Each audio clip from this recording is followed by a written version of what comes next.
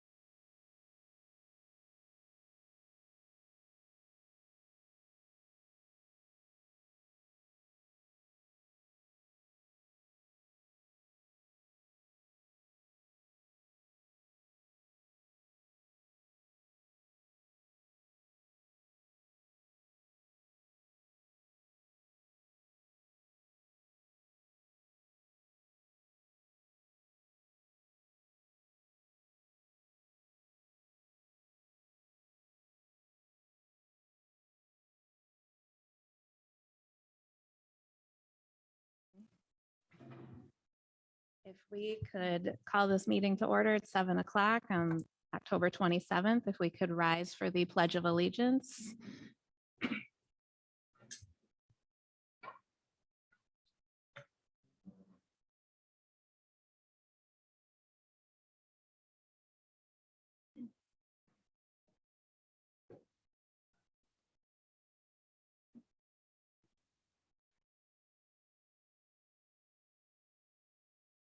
To the flag of the United States of America, and to the republic for which it stands, one nation, indivisible, with liberty and justice for all.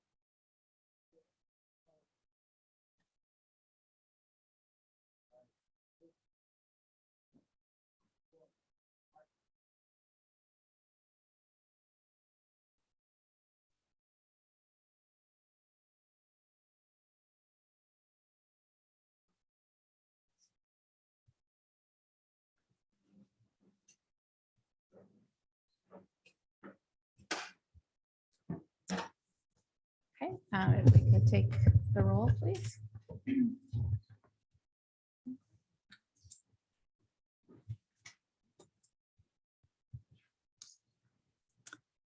Ms. Berkmeyer, Here.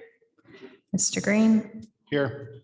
Mr. Richards, Here. Mr. Moses, Here. Mr. DeRue, Mr. Middlestat, Here. Ms. Knox here. Thank you. I would like to present tonight our Anchor Bay Board of Education student representative. It's Ms. Megan Cherwinski. She's a senior at Anchor Bay High School, and we're gonna swear her in with her oath of office, and then she'll give us her student congress update.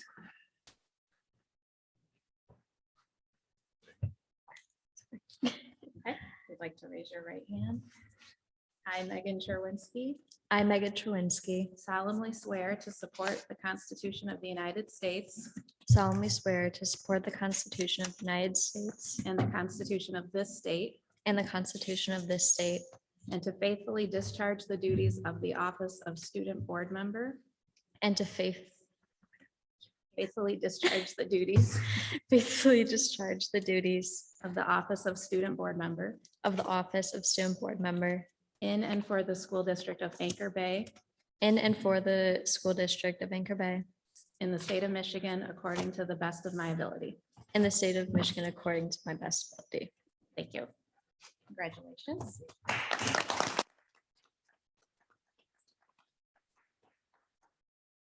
Okay, if you would like to give us your student congress update for this month. Okay. Good evening. Thank you for this opportunity. It is my pleasure to serve as the Student Congress Board of Education representative. Yesterday, we had our first meeting with the Student Congress building representatives. We spent time getting to know each other and planning our activities for the next couple of months. I would like to share with you some of the events taking place within our buildings. At Lighthouse, they had a trunk or treat last Friday, and there was more than 40 trunks attending. Students enjoyed an anti-bullying BMX assembly on September 29th. And Lighthouse collected Chef Boyardee canned goods for Feed the Bay. Mrs. Jones' class collected most items. And at Lottie, they also had a trunk or treat that took place last Friday with 40 trunks and just over 300 students participating. Students are now filming the daily announcements that are then broadcasted for the school. At Great Oaks, the school held a Harvest Fest last Friday with games, a haunted library, a hayride with close to 400 children participating. 4th and 5th grade students participated in the first elementary career fair that was held at the high school. The Grizzly Gallop fundraiser was held and the school raised $30,000. And McCants in grades at kindergarten through 3rd, they participated in an event from the Ira Township Fire Department. Fall Festival was held on October 12th and included games, inflatable obstacle courses, hay rides, and more. On Halloween, students can dress up and join in on the school-wide parade. At Ashley, a BMX anti-bullying assembly was held on September 28th. Today was Boo Bash. Students dressed up, enjoyed donuts, and voted for the best staffed carved pumpkin. Turkey Trot fundraiser is scheduled for November 16th. At Naldret, they also had a trunk or treat that was held last Friday with over 50 trunks and 400 children participating. A BMX anti-bullying assembly was held on September 27th. Over 4,825 pouches or cups of fruit were collected for Feed the Bay. And tomorrow, students will participate in the Halloween parade at 9:45 a.m. At Middle School North, Monday, October 31st, there will be a Halloween pep rally, the first since COVID. Currently holding the annual Socktober drive, the building is collecting new adult or child socks for the Anchor Bay Foster Closet. They also held a school-wide Sailor Stroll fundraiser, which raised over $30,000. At Middle School South, every Wednesday for the month of October, students were wearing green for positivity. Monday, students can dress up in Halloween costumes. The Pirate Prowl fundraiser was held and the school was able to raise over $20,000. Staff are participating in a pumpkin carving contest. Voting will take place tomorrow and students will have the opportunity to vote for their favorite pumpkin at lunch. And finally, at the high school, HOSA is currently sponsoring the Gift of Life fundraiser, which encourages people to become an organ donor. JROTC will be sponsoring a statewide drill meet this Saturday that begins at 8:30 a.m. with an awards ceremony beginning at 3:30 p.m. Spirit Days start today with Hocus Pocus Day. Tomorrow is Pajama and Spooky Sock Day, and Monday we'll wrap it up with a Halloween costume contest and prizes for first, second, and third place. Socktober, Anchor Bay's Key Club is hosting a sock drive to support our local homeless shelters and their #1 need for our homeless population. Boys soccer will play at Rochester Adams tonight for the regional final game. A fundraiser for Real Life for Life was held at Texas Roadhouse. And Student Council sold candy grams to benefit the Zach Morissette Scholarship Fund. Thank you. Okay, we'll move on for an approval of the agenda for tonight.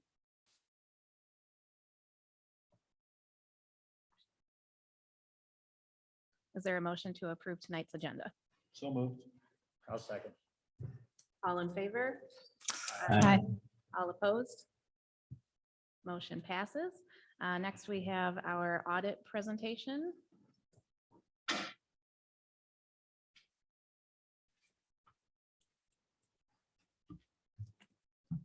Good evening. My name is Ken Melvin. I'm a senior manager with Raymond, and I'm here to deliver the audit report. Let's go ahead and go to the next slide, please. Everyone should have the financial statement packet in front of them. We can flip to page 1. This is kind of the basis of what we're trying to do when we work on the audit. So this is our auditor's opinion on the financial statements. Happy to report that the district has a unmodified opinion. That's a clean opinion, kind of the best you can do. We also had no findings or adjustments of any kind. So that's all good news there. I won't go into the minutia of the opinion, but there is some information about the RSI schedules and other things in the back. Can we go to the next slide, please? Turning our attention to the MD&A, which starts on page 6. This gives some high-level information and analysis. One of the things that you'll notice in here that the OPEB and pension liabilities decreased considerably from last year. The reason for that being investment returns, as these were measured in September of 2021, when the market was quite high, if we can think back to that. So we expect that to flow over time, and likely the liability will increase next year. So it's something that doesn't affect the district's general fund, but certainly something that affects those government-wide statements. Next slide, please. Like I just mentioned, the at the government-wide level, which includes pretty much all of your funds, in addition to capital assets and the items I mentioned earlier, the increase there in that position is 16.4 million, so that's good. Revenues are up on the year, as well as the expenditures decreasing. The next slide, please. The next slide has some information about the general fund specifically. Ending fund balance for the general fund was just over $4 million, or I'm sorry, $7 million. So that's good. A little bit later in the presentation, I think we had a net increase to fund balance of about $4 million. Yeah, 4.1 million. So that is a good sign. Can we go to the next slide, please? We can see here that non-major funds also had a balance of $4 million, net increase of 4.1, as I just mentioned. You know, the next slide, please. This is kind of the graph that shows this trending over time. One of the things to look at as far as the health of a fund balance is it measuring it against expenditures in the general fund. You can see this year that it's just over 10%, which something between 10 and 15% is generally considered healthy. Gives you kind of a rainy day type of fund to look at. So that's good news and trending in the right direction as well. This speaks to some of the things I just mentioned, and having cash flow for those unforeseen expenditures. As far as debt goes, I think the net decrease for all debt, which would include your bonded debt, the school bond loan fund, and some change in compensated absences, was around $7 million. You can see there's a repayment here on bond principal of $9 million. As Todd mentioned earlier, in the school bond loan fund, you're in the pay down cycle of that. So your debt is likely to go down every year as a result of that. So that's trending in the right direction as well. Touch on some grants here. The district spent about $1.7 million in COVID-19 related grants. Those funds continue to be available through the ESSER program, and I think are technically available through 9/30 of 2024. So we'll probably see some continued spend down as it relates to that. I think there's, yeah, about $2 million outstanding related to that. For the fiscal 23 budget, it's worth noting that there's a $450 per pupil increase in school state aid. So that'll be nice. I think last year it was $8,700 up to $9,150. I will flip to page 87 in the packet. These are our opinions on the federal programs that we have. Again, we audited both the ESSER funds and IDEA funds this year. We have clean opinions related to those. No findings, no other matters. If you look at page 93, gives a summary of some of those items. As you can see at the bottom, the district is a low risk auditee. They have been for a long time. So that's a good measure of federal program management. Switching over to the other document, it should say independent auditors communication with those charged with governance. This is our communication to this group and the board. This district has, or I'm sorry, this document has a lot of information in here. It talks about our responsibilities, which is to issue opinion on the financial statements, not taking responsibility for the financial statements. There are other items in here. Happy to report that we had no significant difficulties during the audit. Those would be noted here. The finance team is always awesome to work with and gets us our items in a timely manner, and is certainly appreciated. No uncorrected misstatements to report, which is expected. This document would also have things that wouldn't be considered finding necessarily, but maybe matters for improvement or different things like that. And we're happy to report that we have none of those either. Attachment A speaks to upcoming accounting standards. Anything that would affect the district is at least a few years off. So I won't dig into those in any detail. And then attachment B is just a representation that the district makes to us as auditors, taking responsibility for the financial data, the schedules prepared, and a number of other items related to the audit. So I'm happy to answer questions. If I can't answer it, certainly we'll research and get something back to the group. Any questions from the board?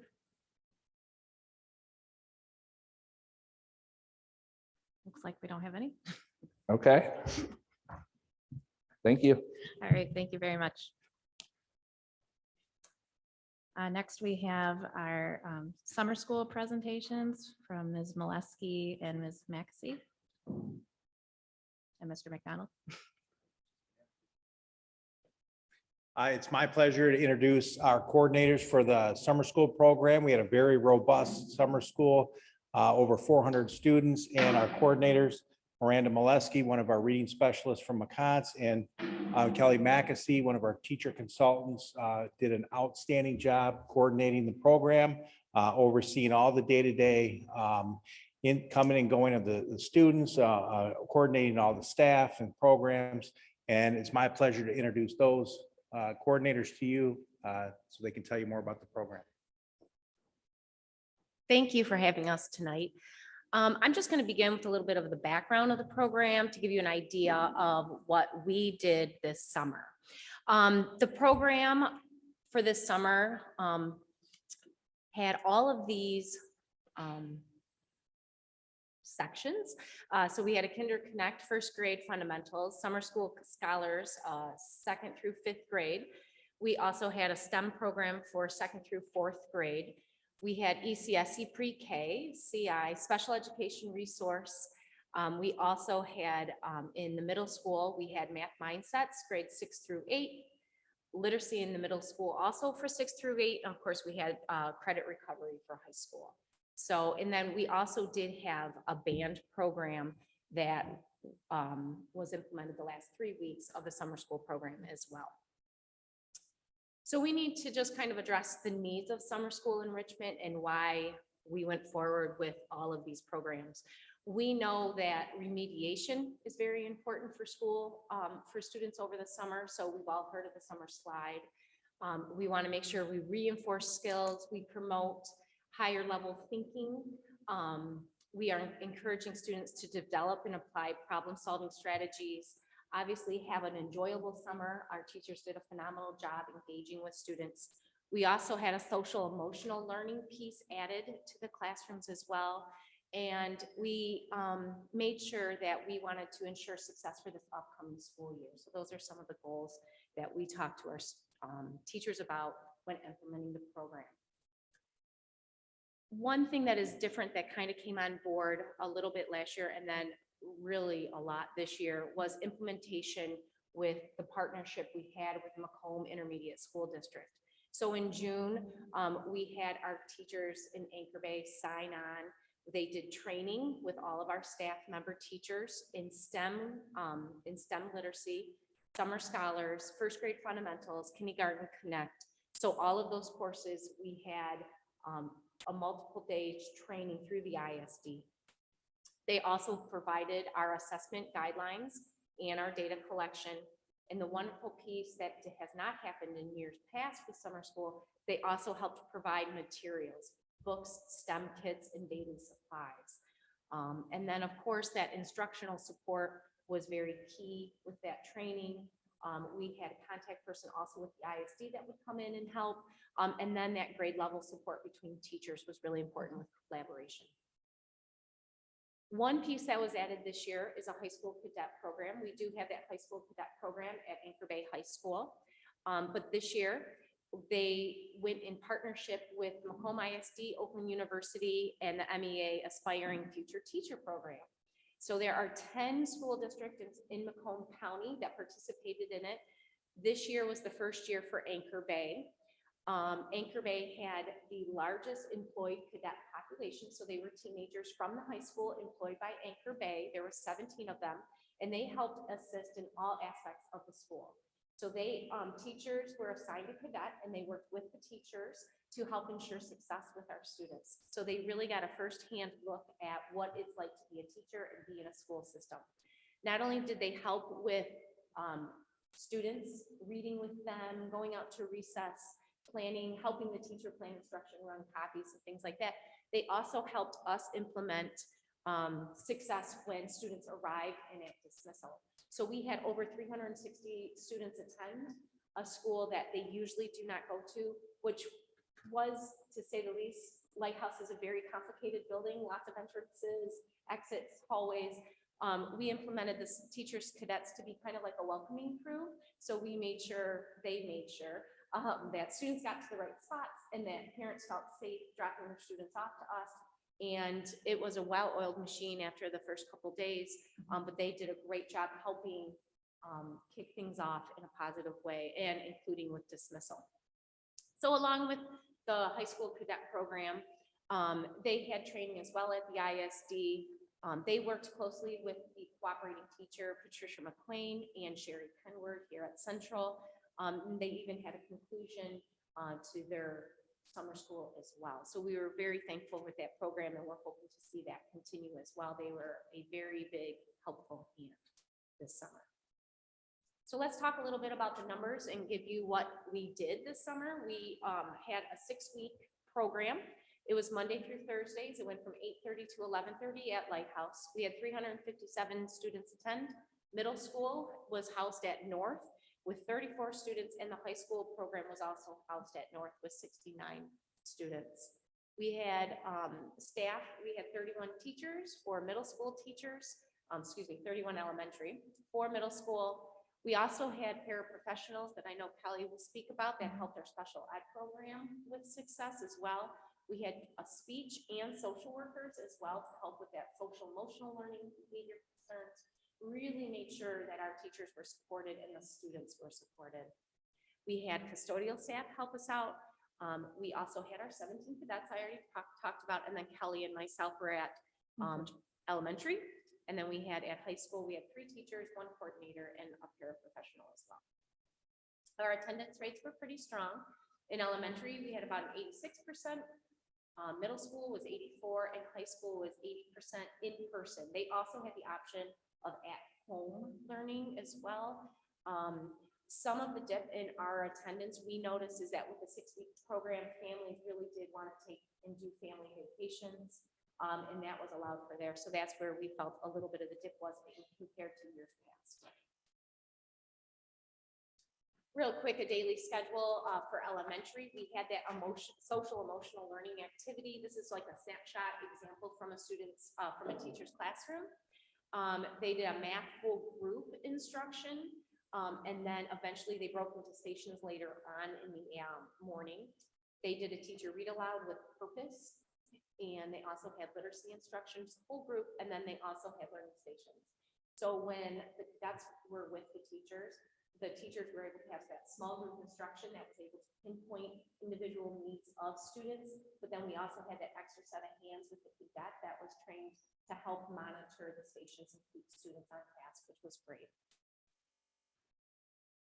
A few highlights in elementary. We had math, the literacy, and the STEM. We also had with the math, it was hands-on, small group, it's center-based learning. Same with language arts. Whole group, small group focus to make sure that we were meeting the needs of the students to see them grow as well through the summer. In STEM literacy, we had 6 different units that the students were able to experiment with and experience. It was build it, engineer it, let's get wet, which was fun. Exploring nature, move it, and then problem solvers. So we also did have weekly themes for social emotional learning, and each day of the week focused on something else. So for example, Mindful Mondays, Wellness Wednesdays, Think About It Thursdays, all of these had little activities, hands-on discussion enriched for that social emotional part. Looking for special education, we had 2 ECSD classrooms. We actually added a second one like the week before we started because we had so many kids interested, and it was nice because the teachers worked with their same kids they worked during the school year, so they had continued services. ECSC received speech while they were in session. We had one section of My Sci, and we had about 10 kids average in that one. Some came, some went back and forth.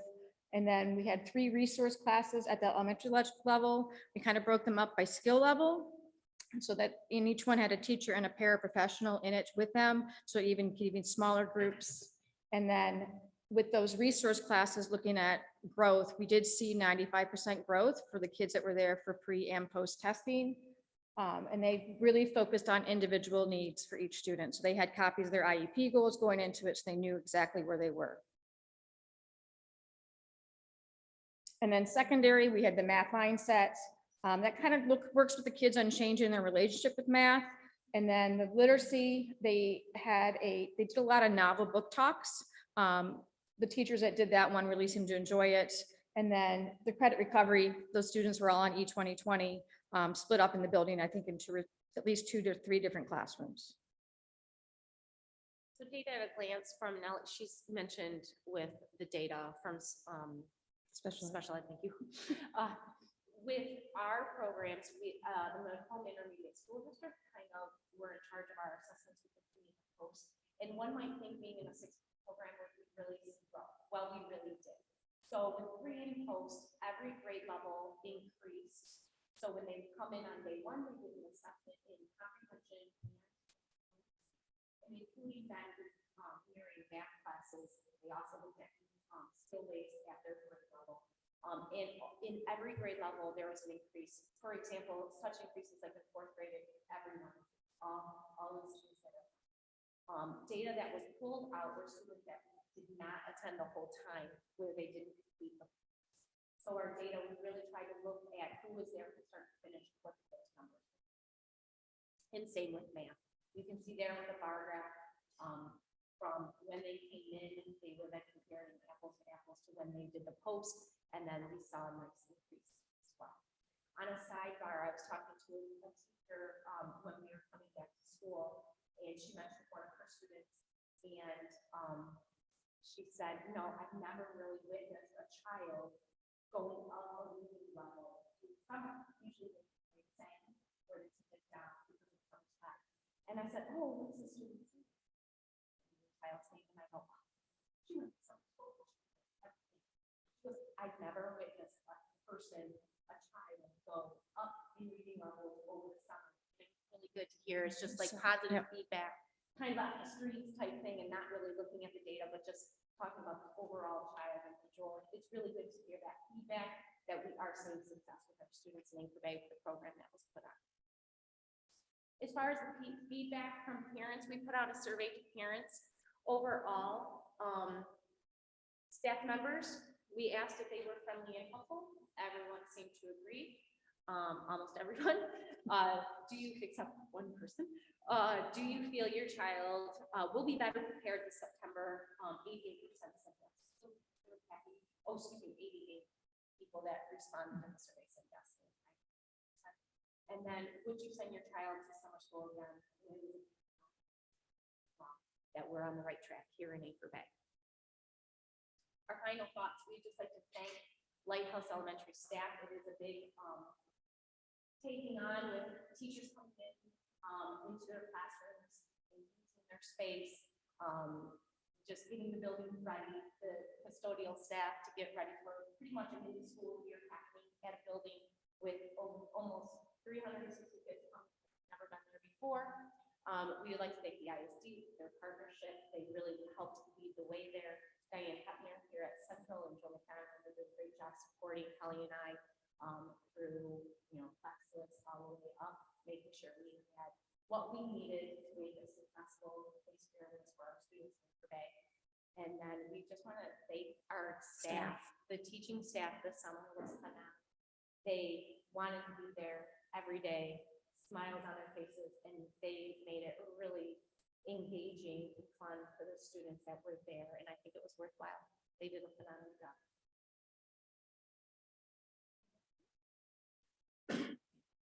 Any questions? Any questions from the board? I have a question. Is there any programs that you didn't do this year that you're looking to do next year? Or is there anything that you didn't do that you were kind of halfway through the program saying, I wish we did this?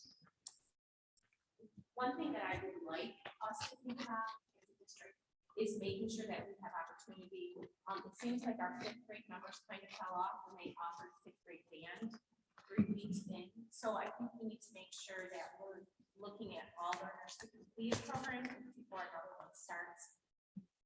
That would be one, but not a particular program. And I know at the middle school level, some of them said the math works well for some kids, but for the kids that need intervention, there might be a better program to use for that. And we do have a program already at the middle school level we could use instead of the math mindset that's more intervention based.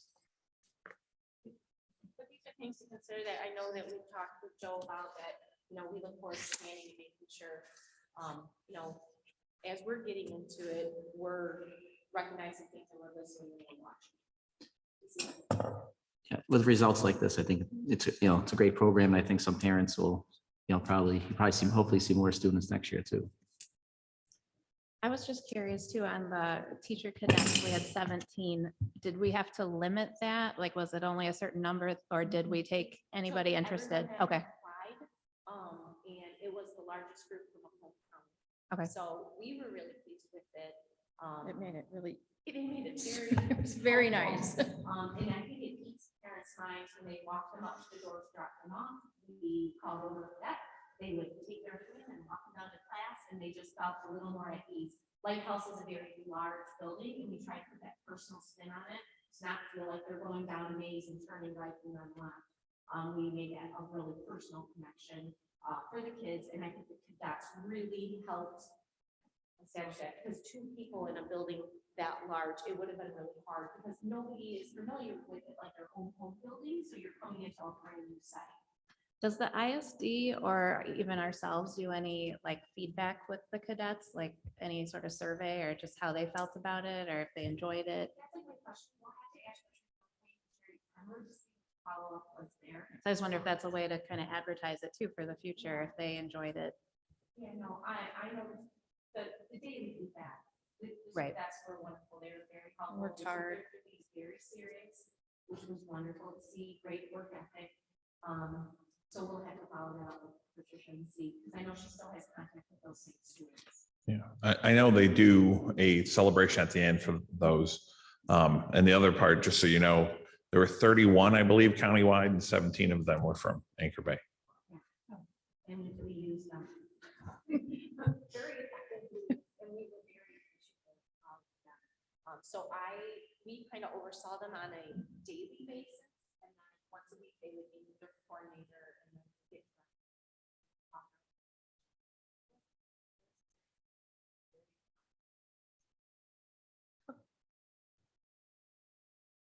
Thank you. Thank you. Up next, we have a presentation regarding learning loss interventions from Mr. Rathbun.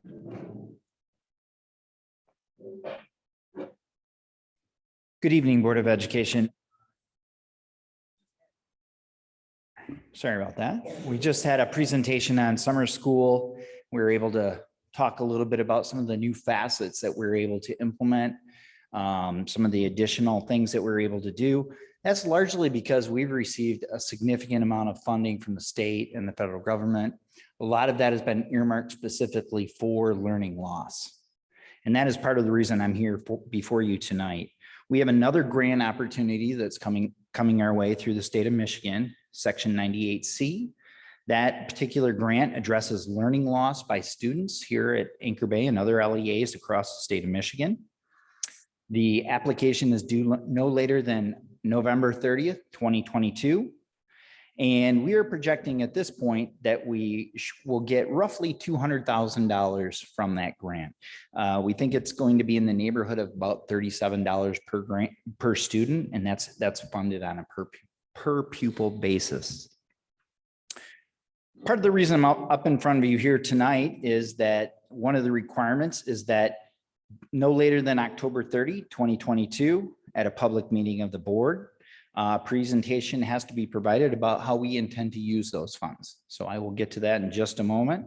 We also have a requirement that we will put that plan on our website for the public to view.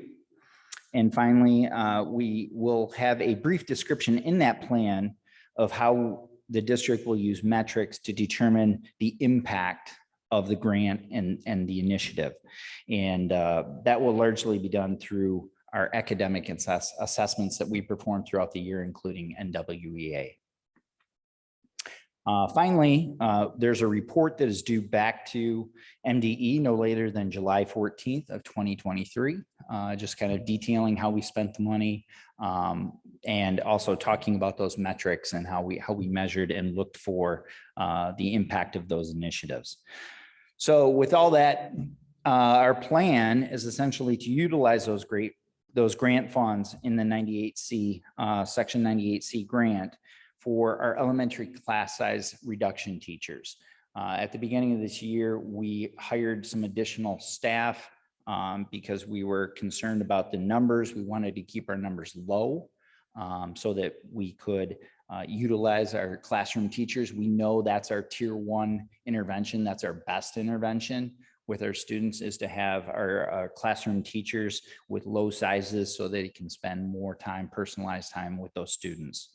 We also are going to look at it at the elementary level because we know those interventions early on are more impactful just because the students at that age are able to get over any barriers that they have. And so going forward, we would expect them to have greater academic success. So that is our plan. That's what we intend to use the funds for at this point.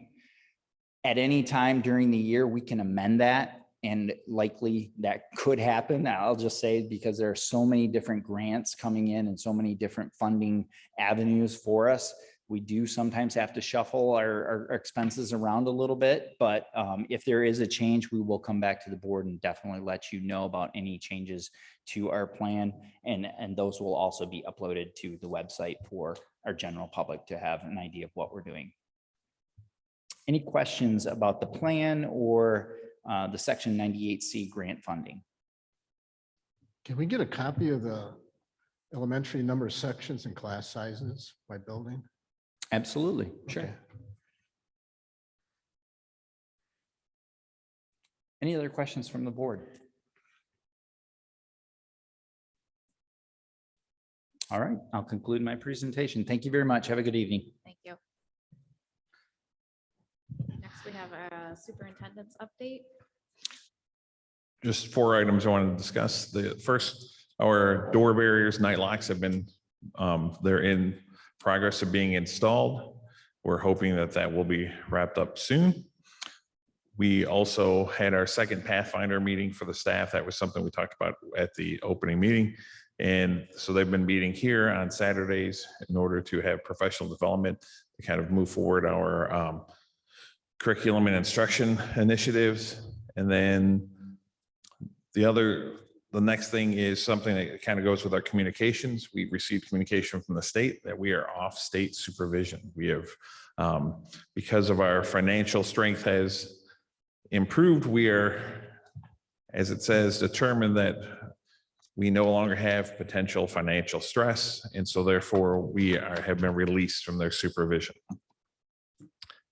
And lastly, probably the most important update, as of right now, there's no score for the boys soccer team. Thank you.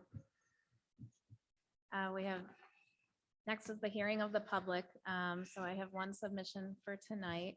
Remarks about specific employees should be directed to them personally and not included in public forum.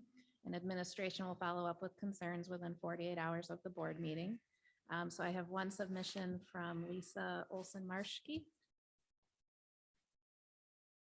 Yeah, we'll have you come up to the microphone, please.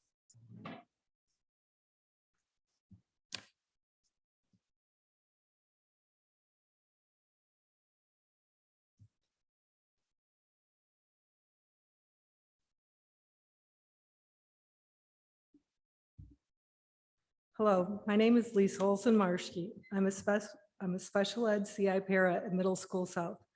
We have an amazing staff and great students there. That makes it easy for me to love my job.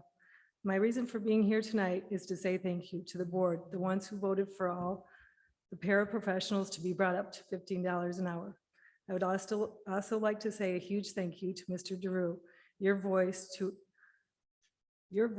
ensure that happened. I just wanted you to know that I'm grateful. I'm sure a lot of times you hear a lot of griping and complaining, but I just wanted to tell you thank you for your vote.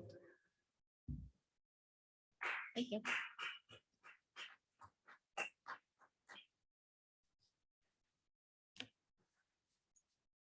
Okay. Then we have communications. I know you mentioned the one. Yeah, I mentioned one. The other was a letter from a developer who would like to purchase property adjoining the high school.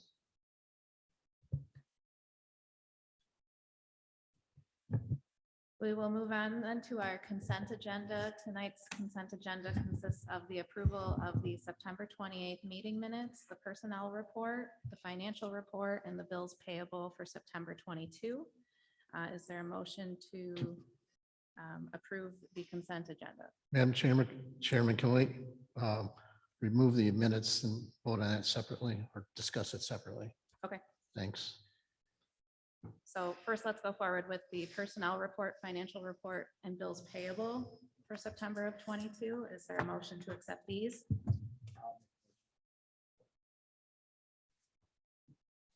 Is there support? I'll support. Any discussion? Comment on the personnel report. We've got, if I read it right, we hired 2 new teachers, but they were at top step. I don't know what.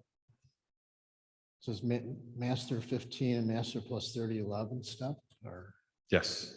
what positions were those? One is a special ed Okay. for CI. Yeah, it's just if.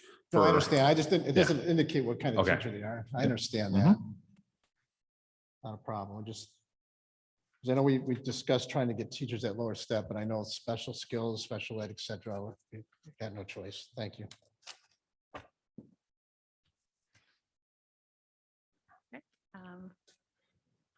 Call the roll. Mr. Moses, Yes. Ms. Knox, yes. Ms. Berkmeyer, Yes. Mr. Green, Yes. Mr. Richards, Yes.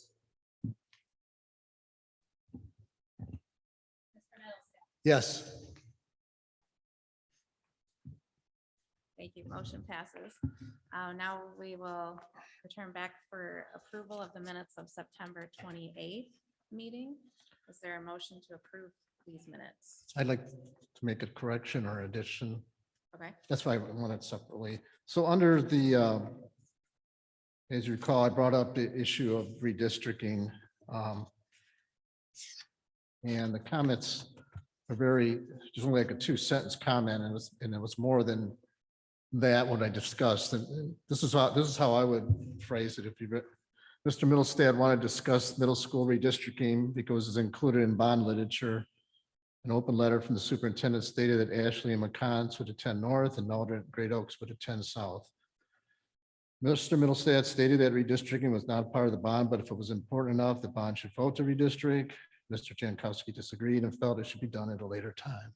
I think that, I don't know if anybody agrees or disagrees. That's kind of what I thought what we discussed, that I discussed, but Okay, are you making a motion to amend that approve those minutes with as that. you just mentioned? Yes, please, if you could. Is there a second to support Mr. Middlestad's amended minutes? I'll second it. Discussion?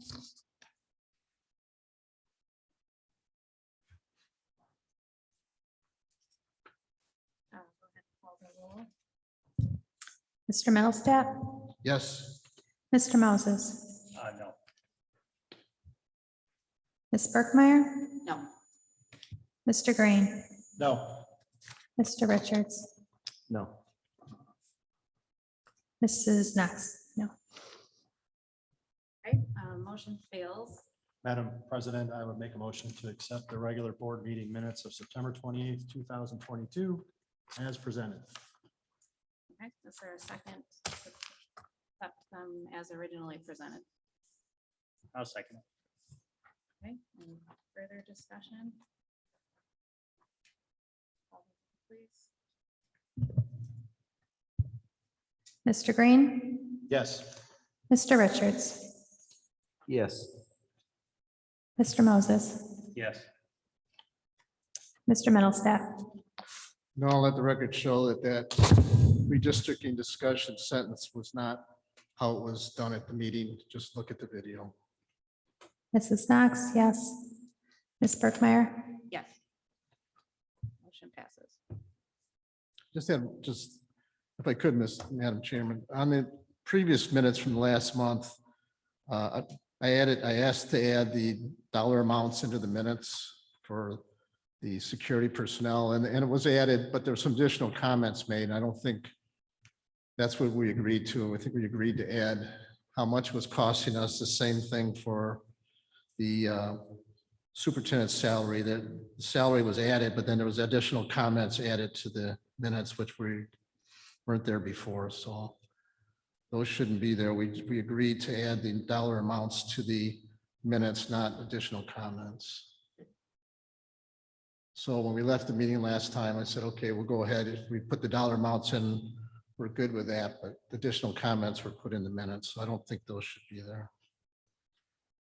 Okay, noted. We're going to move on to new business with the audit approval. So we had obviously tonight the 21-22 audit review. Mr. Melvin from Raymond presented the audit results to the board for consideration and acceptance. Included in the independent auditor's report was a clean or unmodified opinion, which is the highest level of assurance possible for the district's financial statements. In addition, the auditors found no internal control issues and state that the financial statements are presented fairly in all material aspects. So the recommendation to the board is that the board accept the Anchor Bay audit as presented. Is there a motion? So moved. second. Any discussion? I just want to thank Mr. Rathbun, Mr. Randazzo. This is the second and third year, quite possibly the fourth year that I've been on the board, and we're getting the same reviews back from our auditors, which is not only that they have an opinion that the things are going well, but also that they're easy to work with, responsive, and seem to make a good team with the auditors. So to you two and your teams, it makes finance meetings a little bit easier than maybe they were 3 or 4 years ago. But I appreciate you guys' hard work. It's not unrecognized.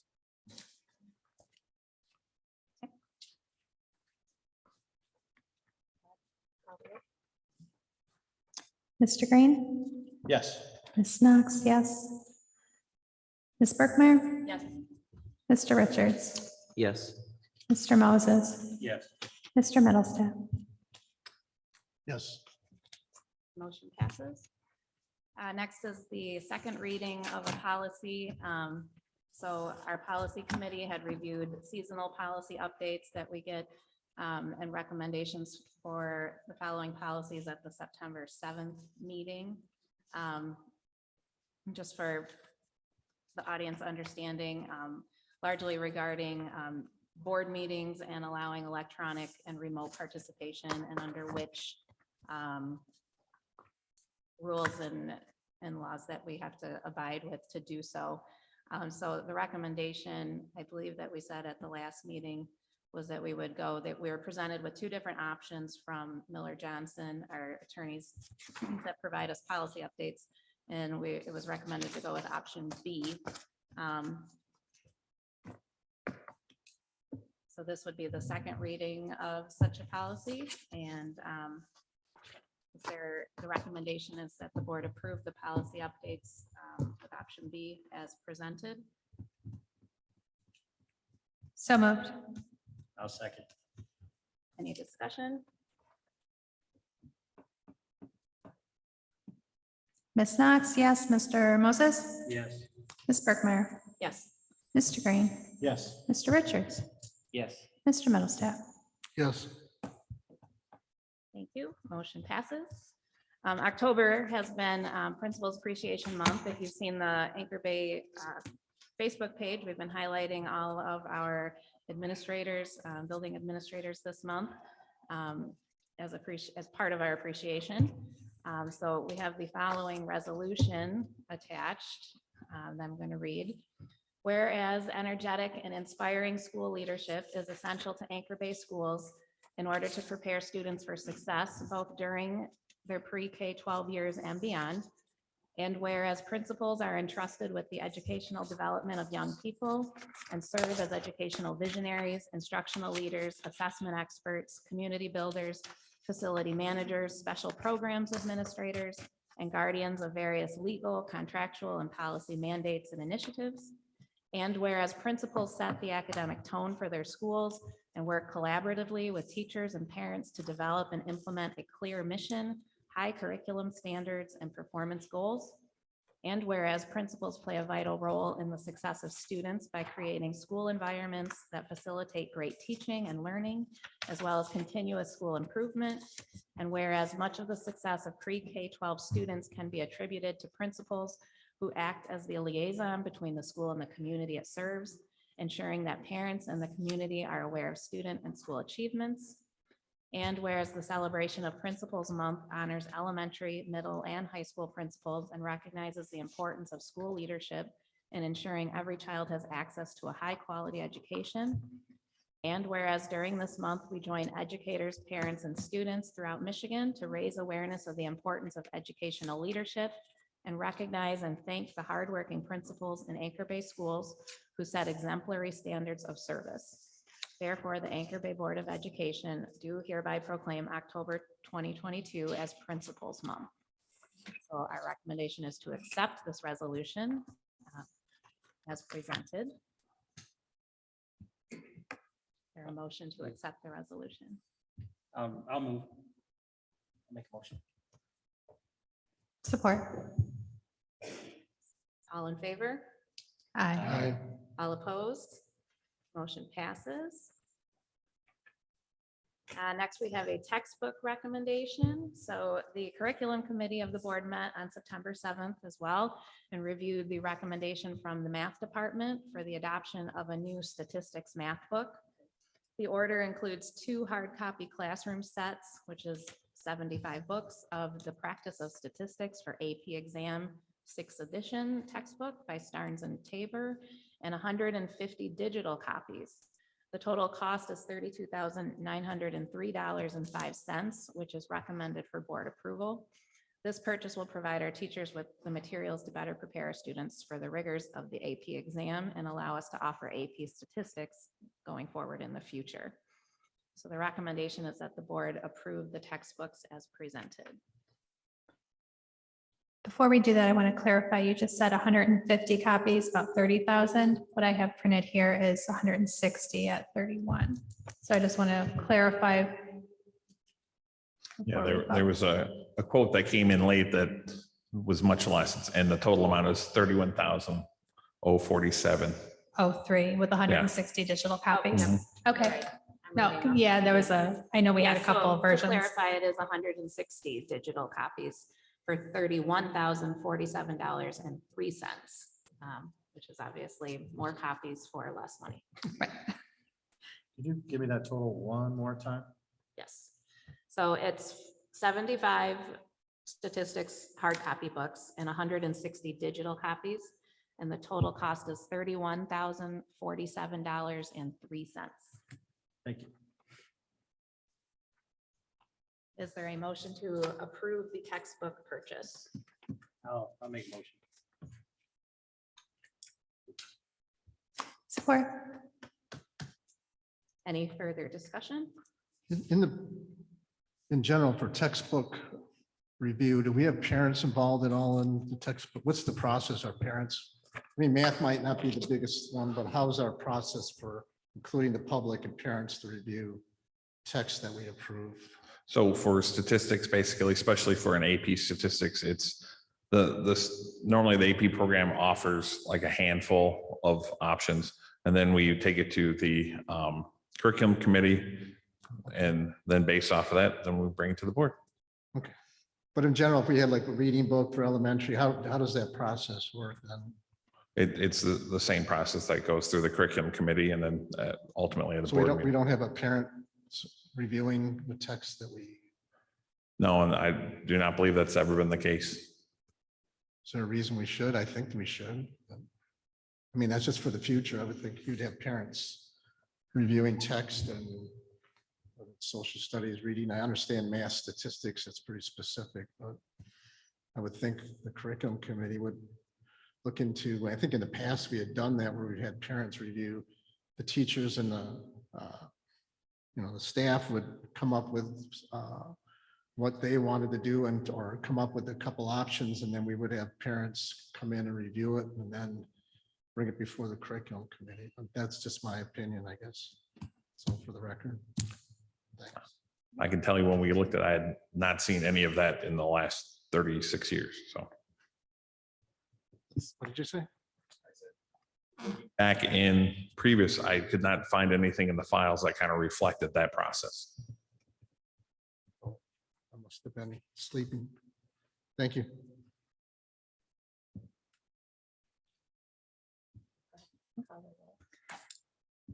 Mr. Moses? Yes. Ms. Knox, yes. Ms. Brookmeyer? Yes. Mr. Green? Yes. Mr. Richards? Yes. Mr. Middlestat? Yes. Motion passes. Next, we have our Anchor Bay Paraprofessional Association tentative agreement. So it was presented to the board. The Anchor Bay School District and Parapro Association agreed to language changes as presented in your packet. So the recommendation is that the board approve the Anchor Bay Parapro Association TA as presented.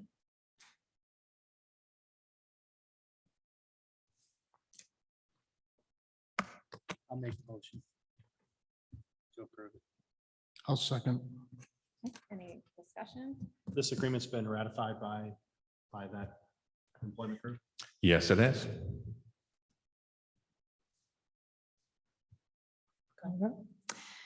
Mr. Moses? Yes. Mr. Middlestat? Yes. Ms. Knox, yes. Ms. Brookmeyer? Yes.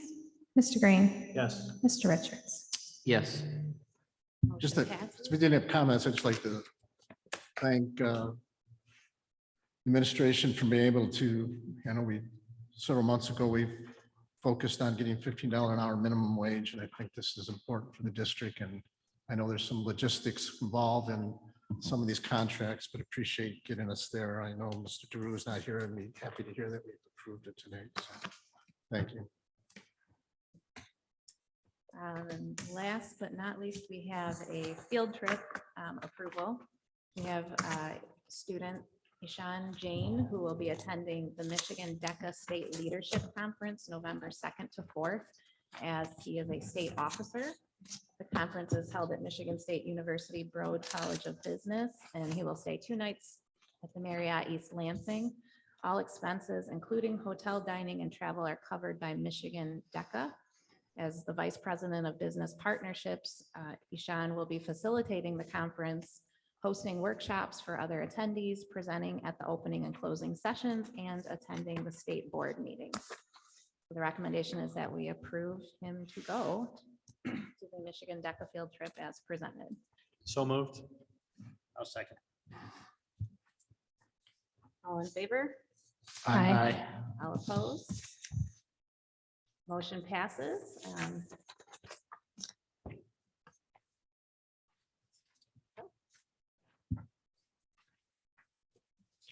All right, that moves us off of new business. Next, we have board comments, points of pride. Mr. Middlestat, would you like to start off? Yeah, 2 comments. I could have done it in communications, but I just wanted to remind the public that besides our bond issue, the MISD has a bond issue also to help facilitate their buildings. I know over the course of many years, it's been very difficult for them. They've attempted to use their general fund money to maintain their buildings and other costs. And, you think of the MISD, they're really, it's a combination. Think of them as a separate organization, but really they're a piece of all our districts, 21 districts in the county, and there are students there too. And the millage is about 0.17, which isn't a lot. In the past, they haven't tried to do a bond, but for 0.17 millage, they've got several buildings that are really needed a lot of repair or replacement. And like I said, they've struggled to do that through general fund. So I'll just to let the public know that that millage is on the ballot to improve their facilities. The first comment. Second comment would be regarding parent input into textbooks. I know we did it in the past, but regardless of that, I think it's important. The parents have input into textbooks, whether it's history, reading, whatever. And I think that's important for our process that we involve the public in those. I know we've done a lot of work in strategic planning, involving the public, but sometimes textbooks can be controversial and tricky downstream. So it's important to have the public support behind that. So that was my second comment. Then my last comment, if there's any, just want to remind the public that if they have any questions regarding what's on the bond issue, go look at the application that was sent to the state and approved by the board. There was only one document approved by the board for the bond. If you have any questions, go to the district and ask to look at what projects were approved by the board. That's my final comment. Thank you. Just like to start off by saying, I'd like to welcome and congratulate and say what a great job our new student congressperson Megan did. I'm not going to pronounce that last name. Apologize. Second, I want to congratulate and it's really point of pride is yesterday's fundraiser. I thought that went really well. It was really well organized. Everybody that set that up just did a fantastic job at the Shoreliner there. And I'm just going to make one sports comment before Mr. Richard takes over. Just want to wish the soccer team good luck and keep doing what they do. So thank you. Thanks, Mike. Obviously, this is the last board meeting before we have a vote that's coming up. So I know there are several people that are seeking election to the board, so I wish them luck. Please make sure you get out and vote. Do your research, do your homework, and certainly get out and vote. Tomorrow, there is a trick or treat downtown for downtown New Baltimore for anyone who has been able to make it to one of our elementary schools or is concerned about going out on Monday. It's 6 to 9 right down on Washington. They shut down the street. And I think there's probably, I'd say 100 to 120 organizations or companies that are down there passing out candy. So it's a great opportunity to interact. Also, Mike, I'll agree. Well, hopefully we get an update from the soccer score. One of you may have it. And the fundraiser as well, I was at yesterday. It was great to see. My comment to the folks I was sitting with was it's great that the community is coming out to support a member of our community. And that's really what we do. We're a bunch of small communities. We're 5 different small communities that are kind of rolled into the Anchor Bay community. And to see people from all those different areas of the districts come out and support one of our own was great. Had a good time. I think my table discovered that the ranch that was being served was one of the best ranches that we've ever had. I will not disclose the details because I did speak to the chef and I got the recipe. And lastly, I've been recently appointed as the vice chair of the School Safety and Mental Health Commission by the governor and by the House. So my term began yesterday, and I'm hoping to continue my time on the board so I can bring that information back to my teammates here. We're going to be meeting once a month, and it's a panel of roughly 12 to 13 people made up of parents, teachers, educators, psychologists. There's a lieutenant colonel from the Michigan State Police on there. So it's really all encompassing. And I'm hoping that some of the challenges that we have, not only in our district, but that we have across the state are some issues that we can deal with our students and what they're struggling with, and as well as the safety piece, which, you know, Mr. Jankowski already talked about our door barricades and stuff that are starting to come in. That's all very important to me as well. So I think that's it.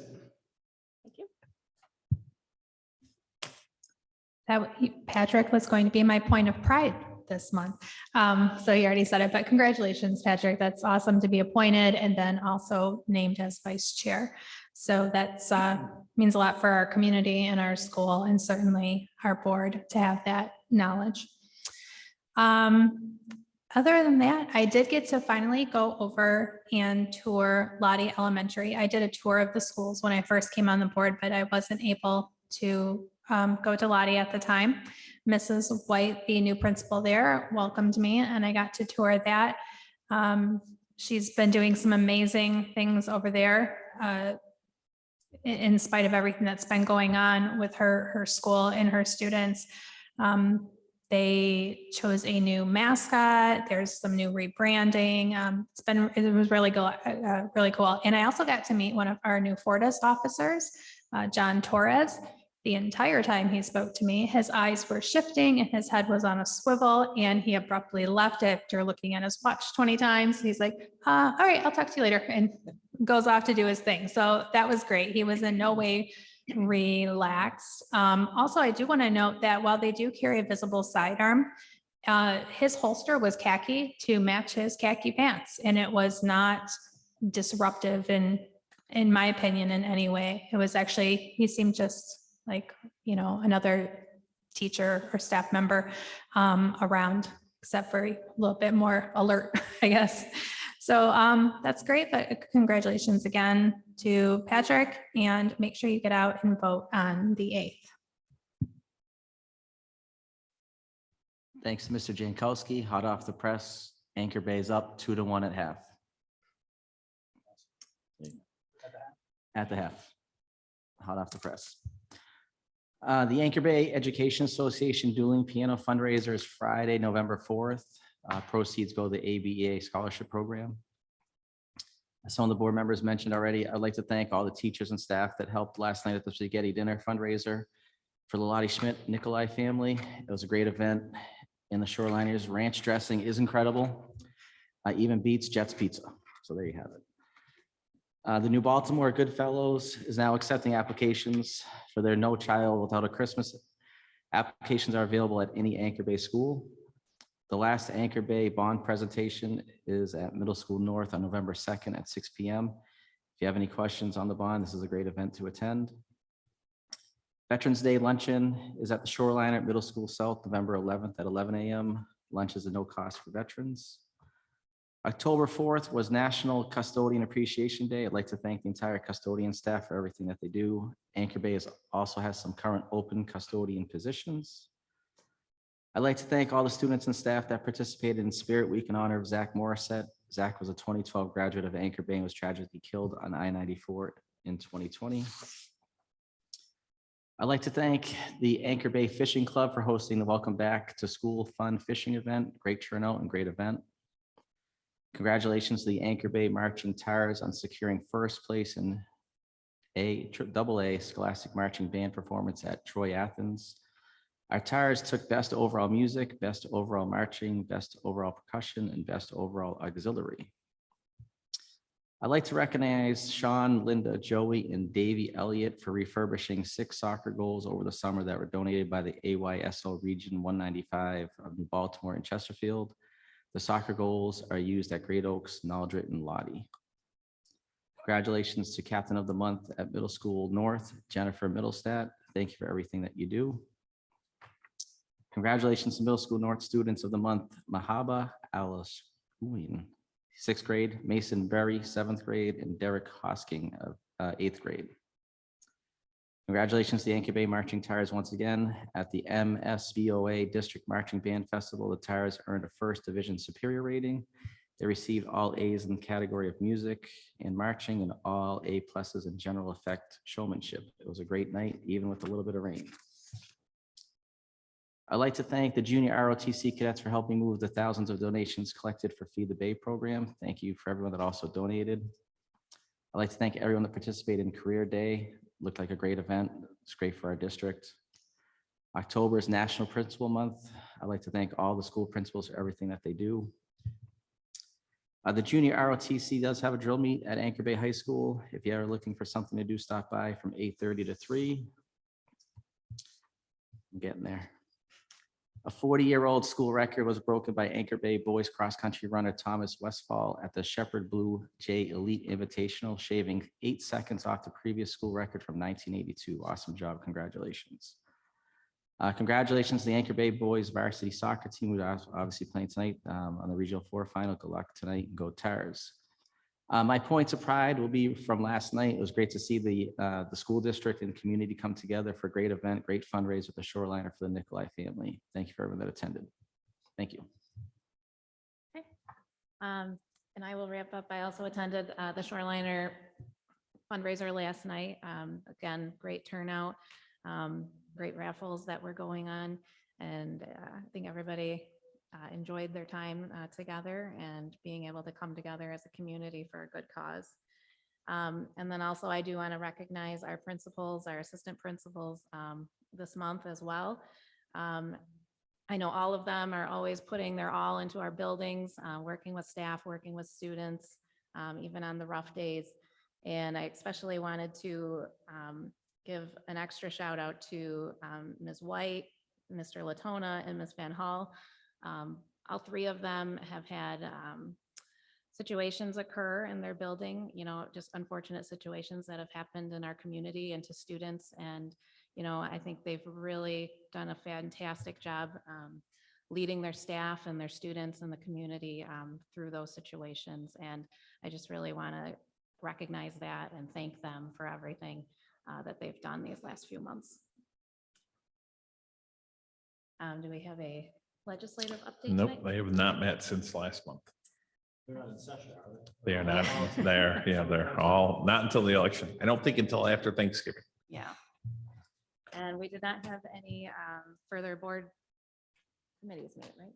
Did you have finance meet? No, finance met, and all we covered was the audit. Okay. Steve and I had a couple of questions that were answered, so we're. I think we're good. Okay. So I will take a motion to adjourn. Second. Ladies first. All in favor? Aye. All opposed? Motion carries. Meeting adjourns at 8:12. Have a good night.